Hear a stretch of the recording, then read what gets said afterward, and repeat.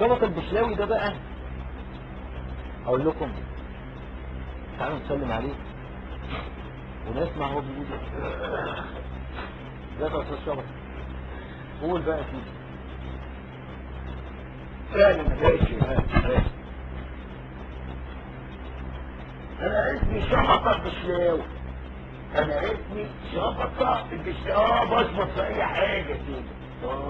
ودي الواد بيشفى على طول. اسكندرية. اسكندرية ماشي. ها انا خرجنا في وزارة الداخلية في اسكندرية. هم اللي خرجونا. انا كنت في اسم العملية اساسا محبوس هناك. لما حصل الناس بقى تعمل مظاهرات وعاملين ايه؟ راحوا مودينا على وزارة الداخلية اللي في اسكندرية. وبعدين جم عطوا لكل واحد 5000 جنيه. 5000 جنيه. ها؟ خمسة. عطوا كل واحد 5000 جنيه وقالوا لنا هتطلعوا تقولوا يحيى مبارك. يحيى مبارك ونضرب الشام. ايوه نضرب الشام. باشا باشا انا بصراحة اخدت الفلوس. خدتها ليه؟ عشان انا امي ميتة واخواتي جعانين قلت اكلهم. والله يا باشا عشان اكلهم بس الجاي يموتوا من الجوع. بس انا لو اعرف ان الحكايه كده من الاول والله العظيم يا باشا والله العظيم فكنت خدت الفلوس وكنت سبت اخواتي يموتوا من الجوع. مش مهم بس اعمل ايه؟ والله ما كنت اعرف يا باشا.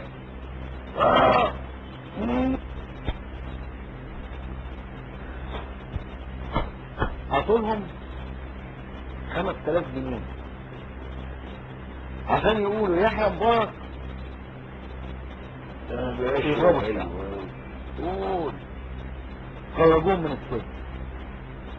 طلعوهم علينا زي ما بتقول يا باشا. عشان واحد يموت ملايين. عشان واحد نتسرق ونتحرق او ايه مثلا عشان واحد يفضل على الكرسي. ايوه دول ناس من اللي كانوا طلعوا علينا الكلاب. في ناس تانية كمان وفاكرين موقعة الجنة. ومين اللي دبرها ومين اللي دفع؟ كلاب الاعمال التابعين لحزب الوطن. وحصل نفس الحكايه. حصل نفس الحكايه في ميدان الشهداء في اسكندريه. البلطجيه ضربوا الثوار واللي كان دافع لهم رجال الاعمال اسكندريه التابعين للحزب الوطني.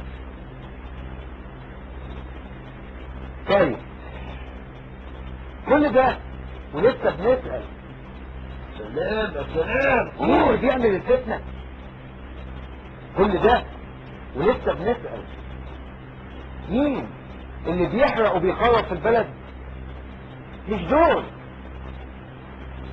لا دول عبط مش فاهمين حاجة. دول أغبياء وجهلة. واللي خلاهم كده هو نفس النظام. خلاهم كده عشان يستخدمهم لمصلحته. دول احنا ان احنا ندور على الروس اللي بتحركهم. طيب لسه مش عارفين مين اللي بيعمل الفتنة في البلد ومين اللي بيخرب. نسمع الاستاذ شبطة تاني هيقول لنا ايه علشان خاطر نفهم مين اللي بيخرب